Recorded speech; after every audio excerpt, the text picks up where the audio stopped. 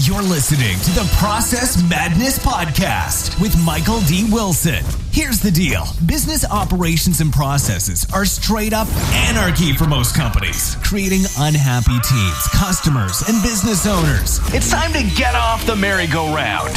We'll be deep diving into topics that are directly related to business improvement and the quality of life for those who support and run them. If you're with it, like, share, and subscribe. Let's go. Here's your host. Hey everyone, this is Mike Wilson here with Processology, and you are on the Process Madness podcast. And today we have the honor of interviewing Jenny Kanevsky. And we're going to be talking with her about her business and what she does with copywriting and how she helps businesses. Also a little bit about her story. So Jenny, if you don't mind introducing yourself, tell us a little bit about you and your background. So right now I run my own content strategy and copywriting business, and I work with small businesses and small consulting and coaching firms and help them grow with compelling messaging, content strategies. I create blog strategies. I create web copy. I work with them on all kinds of different content marketing that helps them increase revenue, enhance customer relationships, build their brands, whatever it is that they need around content marketing. That's what I do. And nice. And I was going to tell you about a process actually that is proprietary to my business. So start right out on the process note. I actually have a proprietary process that I created that it's 5 steps, and I call it the profit vision method. And what I do with every client is the first thing I do is I call a discover process. And that is a consultation where we do a video call, or if I'm in the same city, we do an in-person call, an in-person meeting. And it's about an hour and a half to 2 hours where we dig really deep into their business goals and strategies. So not necessarily just the project, but their overall business goals and strategies, and their strategies and goals for the project itself. And that allows me to get a real clear understanding of everything that needs to go into the project roadmap. Without understanding their overall strategies, I really can't make sure that I've got their project goals in mind. So it really helps me to get a clear picture of everything. And once I have that, I actually create a report for them, so that's really valuable information for them to have after the consultation. The second step is called strategize. And the strategize step, or the strategy step, is where I create a roadmap for the project. And that includes timeline, what I'm going to deliver, when it's going to be delivered, how, just kind of outlines the entire project, includes a project agreement, and just gives a full picture of what we're going to do. The third step is where the magic happens. That's when I write. That's when I create. Nice. And me and my team, or just me, or whoever it is. And I deliver the project. We do revisions if we need to. And that's the third step. The fourth step, which is really important, and not all content creators and copywriters do this, is the measurement step. And that's where we have already have metrics in place, whether it's Google Analytics, or if they're using ConvertKit or some other kind of platform, something that will allow us to measure the success of the project. And that allows us to know if we were successful, and if not, why? Was it something to do with what we did, or is there some other factor playing a role? And that really helps us to move forward. And then the fifth step is also really important, and it's the growth phase.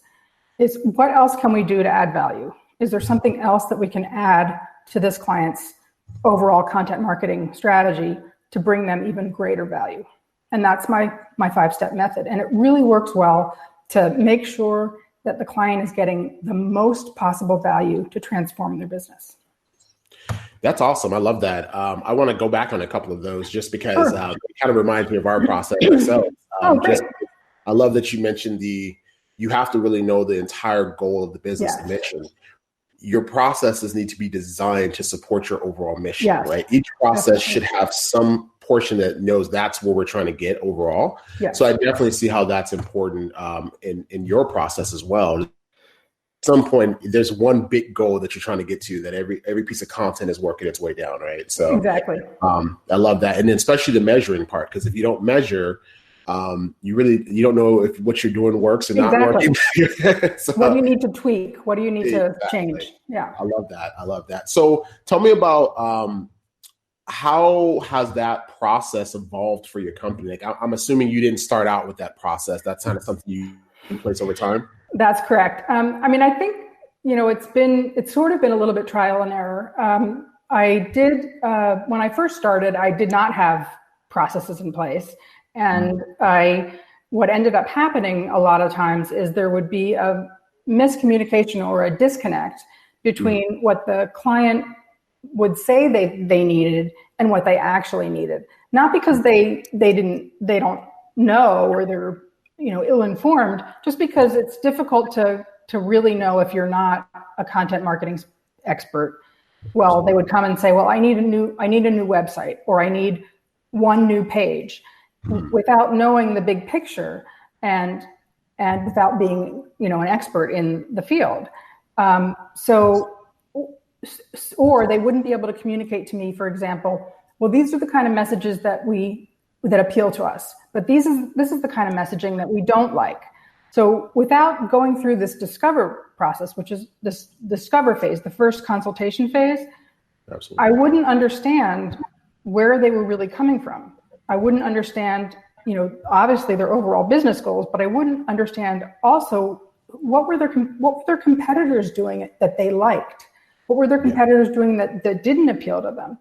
And as I said, what kind of messages were really appealing to them? What did they really want to communicate with their customers? What was their brand that they really wanted to communicate? And sometimes you just couldn't get that with an initial discovery call. Yes. So absolutely. That was one of the reasons that this process kind of evolved. And the other reason is because it's efficient. It's efficient to have a single process that you do with every client, so that I'm not kind of with every client recreating, okay, how do I get to the bottom of what their real project is? Or how do I get to the bottom of what they like and don't like? With it all mapped out for every client, then I didn't have to recreate it every time. So would you say that process removed some of the variation from client to client? It kind of gave you more predictable outcomes. If I take a client through these 5 steps, that I'm going to get what we need to create quality copy. Absolutely. Yes. Nice. That's awesome. I love that. And I think it's just such an important thing and I think the point of the process, at least for me, is I think, like you said, like sometimes a client doesn't really know what they want. They know they have a problem, or they know that it's not working. And a lot of times it's just, you have the experience to dig deeper, right? And to know where to look and things like that. So I tell people all the time, like when you hire a consultant or a coach, you're hiring them for their years of experience, right? You're hiring them for the shortcut. Right. And I don't mean to imply that clients are not intelligent. I mean, they're experts at what they do, and they bring that to the table, which is important. But we bring, as you said, I bring not just my copywriting experience and my expertise in that, but I have, 20 years of experience in marketing and strategy. I have an MBA. I have a long history of working in organizations, different size organizations, and working with different kinds of companies. So I bring that to the table, which is a huge added value for clients. So like you said, yes, they may say I want X, and that may end up being what they actually need, but let's find out what it's going to look like. And the only way to find that out is to ask lots of questions and really get to know each other. So I really want to make sure I deliver a custom experience for each client. Absolutely. And so when you work with your clients, and we got your process, which I think is wonderful. I'm assuming like when someone works with you, I'm not sure, like, are they hiring you on as a client to help them with all content moving forward? Is it typically just a project based and you kind of teach them on how to use the tools and methods that you have put in place? How does that work? It can be a little bit of both. So in some cases, it's a project per project. Ultimately, what I like to do and what makes the most sense for most clients is to do what the former. So it's to become kind of their content consultant or their content strategist overall, because it really makes the most sense to have one person kind of in charge of or helping you with the overall content strategy. So you have one set of eyes, or one kind of, I would be, for example, the person who knows what their brand voice is and who's helping them create their editorial calendar for everything. So not just for example, their website, but let's plug your blog calendar, into your workshop, your workshops or your speeches or your speaker events or your trade shows or whatever it might be. Mm-hmm. As we said before, you want to be in sync with your overall business goals. So your content marketing needs to be in sync as well, and it needs to be planned over the course of whatever your year, however you plan your year. Yes. And so per project can work, mm-hmm. but it does really help if you have something in place sort of on a longer term. Yeah, absolutely. And I can see, like, even similar to us, when you're able to work with a client long term, and like you mentioned it a little bit, is that you really get to I would say close with their business and understand their mission more, understand what they're trying to do, and then you get to a place where not only you are helping them do the things they want to do, but now that you understand their business, you're able to make suggestions and help them brainstorm. Exactly. I guess I think we've talked a little bit about this, but let's just go ahead and hit on it a little clearer. Why should they hire a professional copywriter over? I think a lot of people attempt to do this themselves first. And then because they're not measuring, because they don't have the 5 steps that you do experience, they probably see themselves spending hours and hours creating content that doesn't actually work. Well, I mean, the reason that I tell most people why they shouldn't do it themselves, mm-hmm. there are a number of reasons. I mean, one is that you're too busy. What is your core expertise? Is it copywriting, or is it management consulting, or coaching, executive coaching? Whatever your core capabilities are, you want to use your time in the best way. And if the best way to use your time is working with your clients, then it's probably not writing your own copy. And so if you're using your time trying to write copy, and you're not a professional copywriter, you're probably not making the best use of your time. So that's the first reason. Absolutely. The second reason is you may not be as good at it as a professional copywriter. In fact, you probably are not as good at it as a professional copywriter. Yeah. The other reason is that you're too close to it. So most of the time, when people try to write their own copy, when companies try to write their own copy, they write too much about themselves. So they'll talk about, we do this and we do that, and this is how great we are, it's important to know what your strengths are and why you add value. Right. However, the customer doesn't care about that. Ultimately, what they want to know is how you will make their lives better. They want to know how you're going to help them. Yeah. And so what my job is to take what you're great at and tell it in a story so that the customer feels like you're saving their life, like you're making them richer, or you're making them happier, or you're going to make them skinnier, or you're going to make them live longer, or whatever it is that you're going to do, you're going to help them and transform their lives. So that's my job. My job is to take your greatness and turn it into something that helps the customer. So, I love that. Yeah, I think I can personally relate to the things that you're saying, because when I had to write content myself, which is not my strong suit by any means, but when I have tried to do it, I find myself getting more, I would guess, a defensive side, where I feel like I need to justify my expertise, my service, and I'm not focusing more on what they're looking for, right? So I can totally relate to that myself, and see how when you work with someone that can pull themselves away from that, right, you can come up with some better content. Yeah. So have you always been in this field?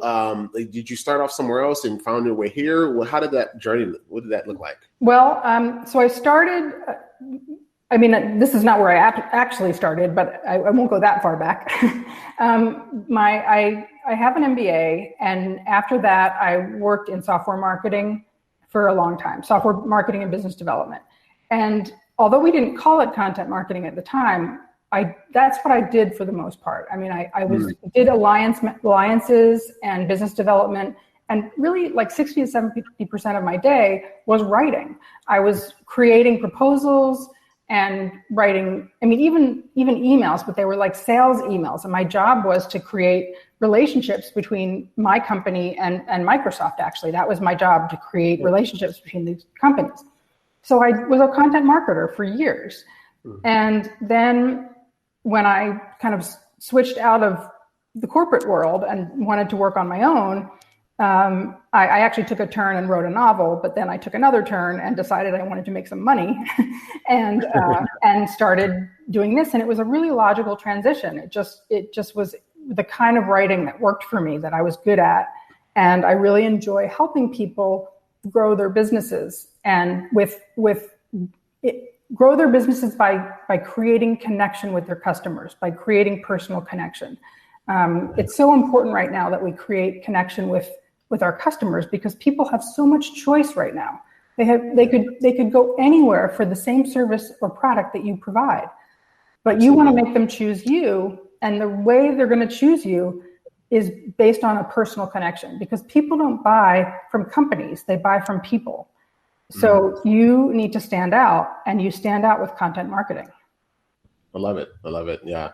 It's definitely one of the things that we've been doing here at Processology is switching to more of inbound type content versus outbound, focusing more on blog posts and creating content that I explained to, and I talked to you about this in the past, but I explained to a lot about the mental buying process. Like a lot of times that first stage is like, we're naturally defensive people.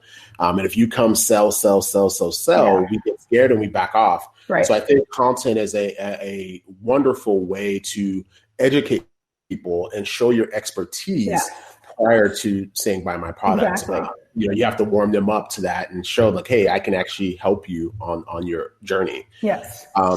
So I guess let's switch gears just a little bit. Sure. So as you know, the podcast is called Process Madness. So we're all about trying to dig up where this discovery time where you figured out, okay, I need to get some process in place. Yes. So tell me a little bit about your journey prior to realizing that process was an important part of your business. And then what was that revelation, I guess you could say, where that started making sense for you and you started putting those processes in place, and how did that before and after look? Well, when I first started on my own, kind of this specific business on my own, I did not have processes. It was just me kind of reinventing the wheel every time I had a new client.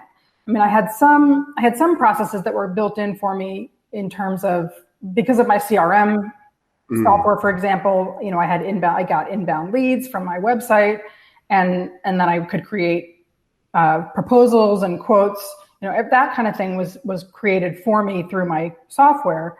But when it came to a lot of things, I was really doing the same thing again for each client. I was creating the same thing again for each client. And I didn't have my own process. I didn't have a process for each client. I would just kind of create the same thing again. I was also not great at prioritizing my time, and I was not very good at time management. So I know I was spending a lot more time on things that I needed to, and I would work I would not focus on one task at a time very well, and I worked long hours, but I feel like I wasn't getting as much done as I do now.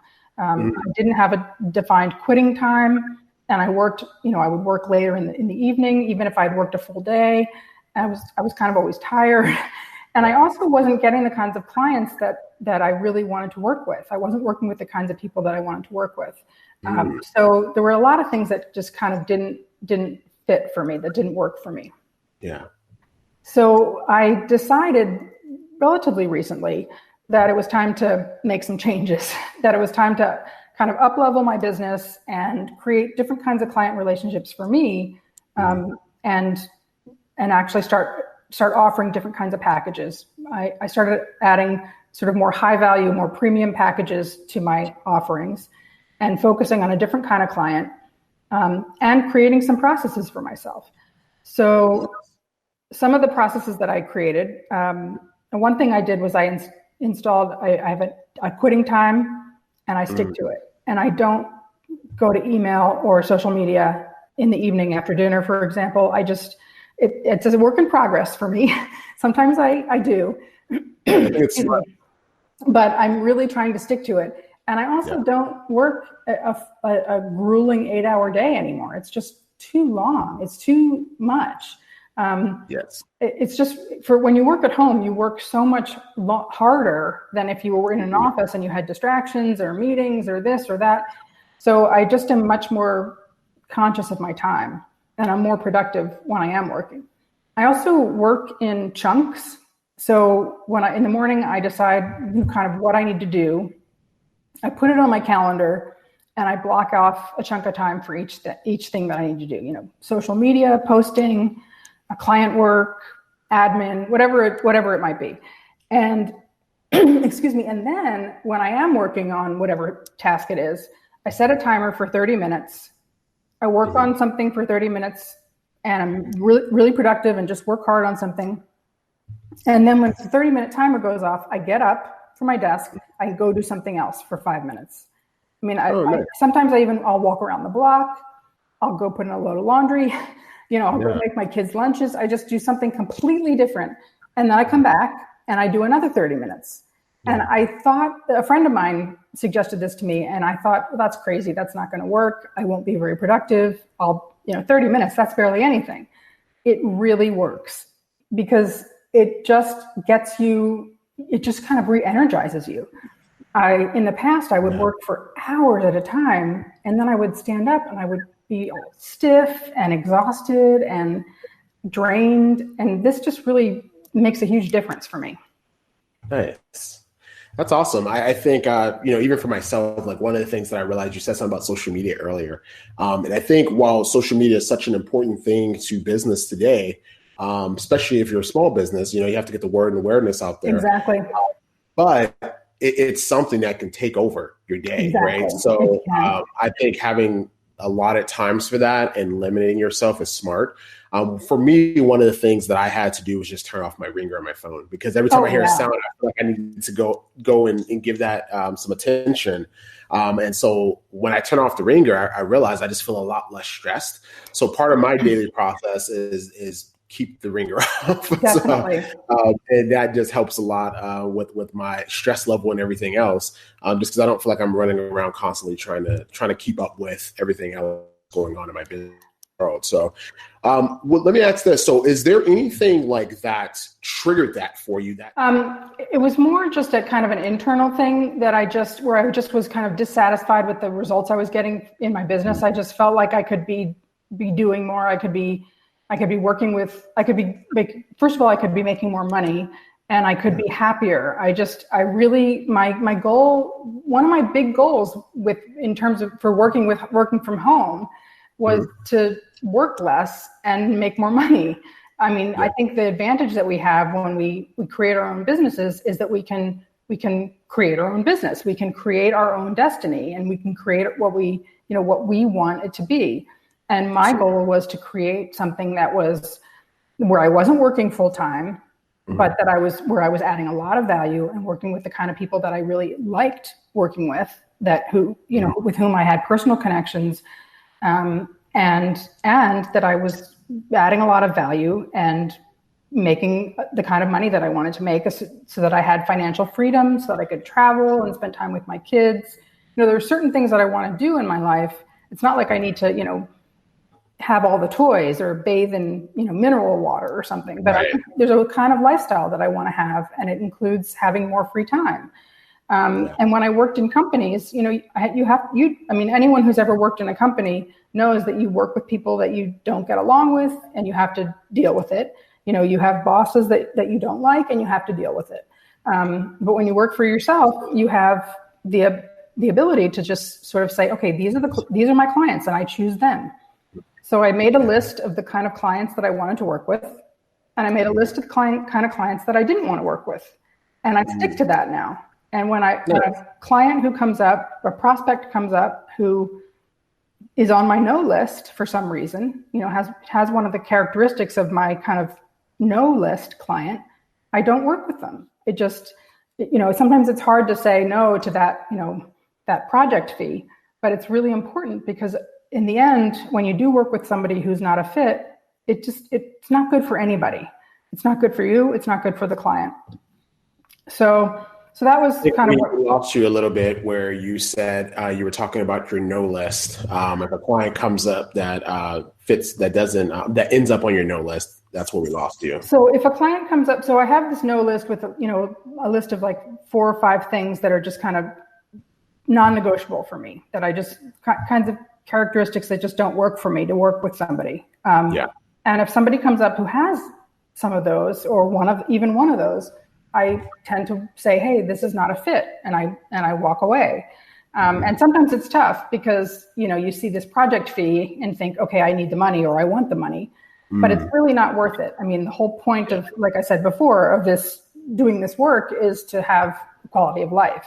Absolutely. And you don't have quality of life if you're not happy in your work. And it's not good for the client either. They don't get what they deserve either. So that was kind of what it was. So it was really just an internal thing.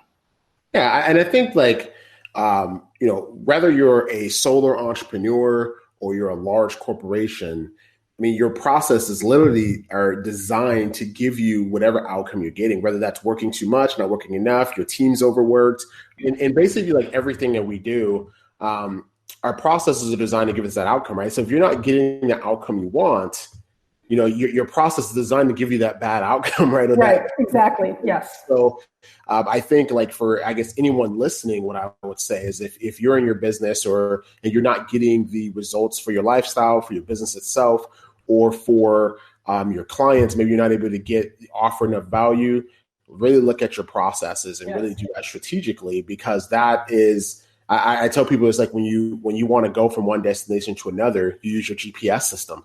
And the funny thing is, I even use my GPS system when I know where I'm going. Exactly. It accounts for traffic. It accounts for obstacles that I'm going to hit along the way. So even if you still follow your process. I'm so glad to hear that I'm not the only one who does that. I use my GPS all the time, and it's for that reason. It's because of traffic. And I live in Austin, which is incredibly traffic heavy. And more often than not, I get a different route and I save time. So I use it all the time, every time I get in the car. Absolutely. And it's going to account, I think, in a time like right now, we're seeing everything going on with the coronavirus and all that kinds of stuff.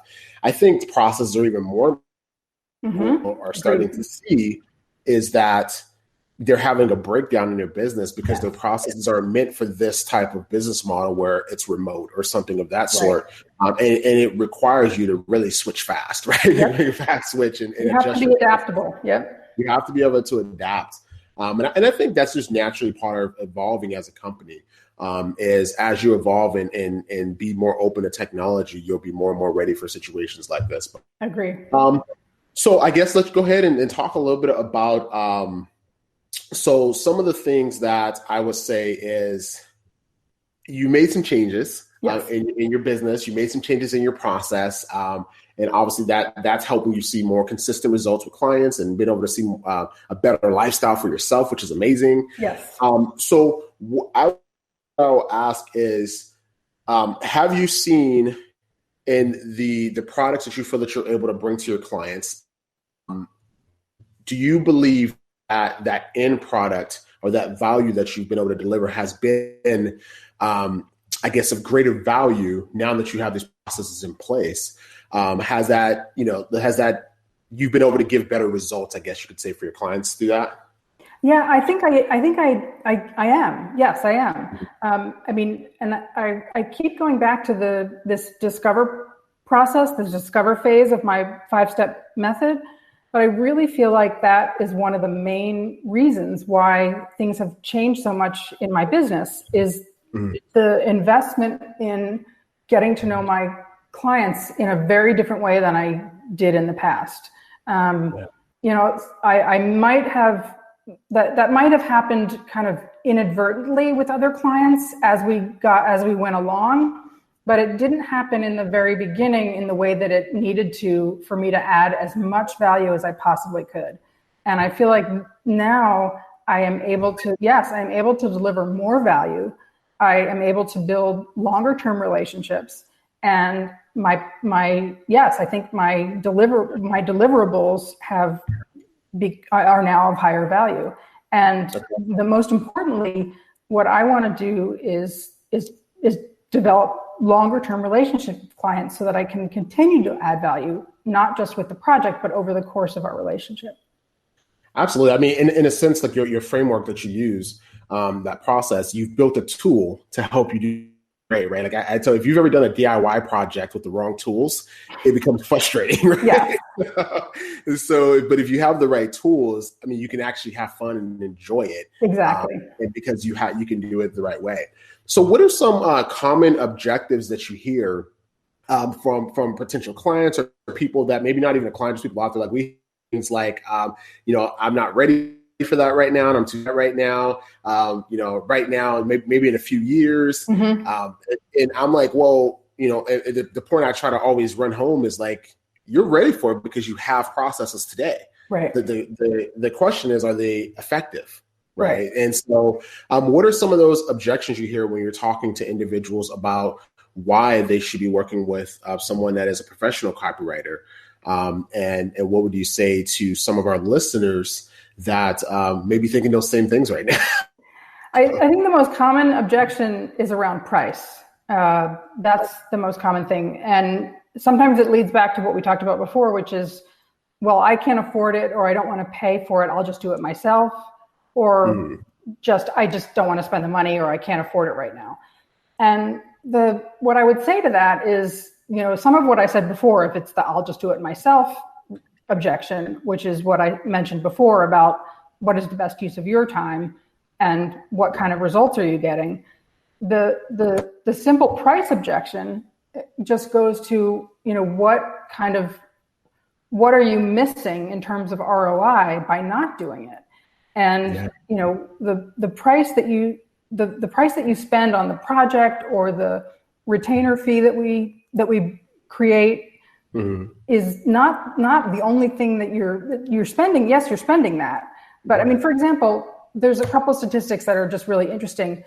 When you do content marketing gets 3 times more leads than paid search advertising. So if you're doing advertising and spending money on advertising, you could actually stop that advertising or do less advertising, do content marketing, which costs less, and get 3 times more leads. Wow. I mean, what would you think if you got 3 times more leads? That'd be pretty great. Marketers who blogging is definitely less expensive than advertising, are 13 times more likely to have ROI. 13 times more likely. Blogging is an incredible content marketing tool. Yeah. So those are legitimate statistics from legitimate, sources. And so the investment is minimal compared to the turnaround, or the result, excuse me. So I would just say to consider the bigger picture, and just kind of talk through that with them, and have them try to reevaluate their budget based on that. Yeah, and I love what you said about blogging, because like I said, we're focusing more on outbound content, and we have a couple of blog posts that we wrote like a year ago and forgot about that are bringing in leads. Yeah, right? And it's for me as a business owner, what I love about it is I felt like it's free leads now, because I had invested in that, and I felt like, okay, that ran its course, and the fact that you get a lead from it, even if it's lead, you're excited because you've counted that as done. Some right? cost, yeah, and that's really important. I'm sorry, go ahead. Oh no, what I was going to say, like, whereas with paid ads and things like that, like as soon as you stop paying, your ads are shut off. Exactly. Exactly. And you bring up an important point when you talk about a blog post from the past getting you leads now. It's an important point about another process that people can use, and that's super important in content marketing, and that is content repurposing. So that when you have content, for example, your blog post is still getting you leads. Another thing you can do with some of your blog posts and with other content is you can reuse it. Content repurposing is when you take existing content and reuse it in some other way. So either you turn a blog post into, like I said, a LinkedIn article, or you turn a blog post into a video. You can take your social media posts and turn them into blog posts. I mean, there's all kinds of ways that you can take your content, and you don't have to recreate new content from scratch. You have valuable content. If you have high quality content, there is so much you can do with it, and it's manipulated in lots of different forms. So content repurposing is a huge high value way to use content. Yeah, I would totally agree with that, because I think from, I don't know if you follow Gary Vee or anything like that, but sometimes like I see the way he does his content is like he's pulling smaller bits of content, which I think is super, super valuable. So with a blog post where you're doing some strategic planning and you're doing research and you're putting all this in, that blog post is most likely full of valuable content that you can use in a blog, in a social post, or like you said, in a video, or even like if you're trying to figure out topics to use for other things, like you could probably pick one good blog post and find a couple of topics just out of that. So, exactly. Yeah. I love that. Gold mine. There's a gold mine in blog posts, and you can pick from that. And do all kinds of things with it. That's awesome. I love it. So I guess for our listeners, one of the things that I try to end all these podcasts with is, what would you say was your best financial investment in your business, and what would you say was your worst investment in your business? So my worst investment, my best investment has been two things. One is working with a specific a business coach who just has helped me immensely. And the reason that I invested in her, and it was a significant enough investment to kind of give me pause, but I invested in her once I knew her really well, and I knew her track record. I knew people who had worked with her. So I didn't just go blindly into working with her. And I think a lot of times when people do work with coaches or sign up for courses or do, kind of try to find something to help them build their business, it's without doing the research. And then you can lose a lot of money that way because you don't know who you're working with. But in this case, I was somebody that I had really knew was going to help me. And the other thing is, when you do work with a coach or do a course, you can't just go into it thinking that you're not going to have to do any work. It's not going to magically change your business. You have to actually do the work. They may give you the tools, but you actually have to do the work. So that was a great investment. And I would have to say the other thing that I invested in that I really went kind of high level is my website. Some people run a business without a website entirely. My website has I invested in a really great web designer, a really great logo, and a wonderful photographer. And my website I continue to get leads, and every time someone goes on my website, they comment on how great it is. So, and of course, a great copywriter. So, absolutely. I did my own copy. So, I really, I'm not saying that everybody needs to invest in an expensive website, but for me, that has been a valuable thing. My worst investment goes back to my best investment comment, which is I can't remember at all what it was, but I'm sure I know that I bought some kind of course at some time that I didn't do a lot of research on, that I just thought was going to be a quick fix. And it wasn't a lot of money. It was probably a couple $100, but it was a couple $100 that I got nothing back for. So it was a course. It was some kind of course or something. Oh no, actually, you know what? I do remember. It was a sales training, and it was actually $900. So it was a lot of money, at least for me at the time. And I didn't even end up doing it. The person who was running it, I ended up not liking her style, and I did a couple of modules, and then I just didn't do any of the other ones. And had I done more research before I bought, I wouldn't have joined. I wouldn't have bought. So I would say the takeaways from that is do your research, make sure. I think like that is a big challenge right now, because there are so many coaches and consultants out that, and you have a lot that don't necessarily have experience in coaching or consulting. Exactly. And I tell people, just because you're great at baking cakes doesn't mean you can run a cake business. Yeah, that's true. And so I think like it's important to make sure that not saying that you shouldn't give someone a chance, but make sure that you qualify them first. Yes. And make sure that And I think, it's a good sign when you're working with a coach or consultant that's also qualifying you. Because, absolutely. I think that's a great point. That's a very important point. Yeah. Yep. Because, I think for, the coach or the consultant that's just taking any and everybody and they don't truly understand who you are, what your business is about. Like me, I typically have people that will reach out to me on social media that they want, what would it cost me to do this? And I'm like, I can't, I need to answer that. Yeah. Let's go on the call. I need to learn about your business. And typically what I do, it takes an assessment stage of figuring out where you are today. Yes. Before I tell you before I can help you get to where you want to go. Okay, so I guess, I love the questions. I love all the answers. I love hearing your story and the growth and all that. I think it's really exciting. And I think we got some really valuable content for our listeners and some things that will hopefully help them on their journey. But tell us, how can they find you? What's your social media handles? What's the best way to get a hold of you if they hear this and they're like, look, I need somebody to help me with this copy because it's not working.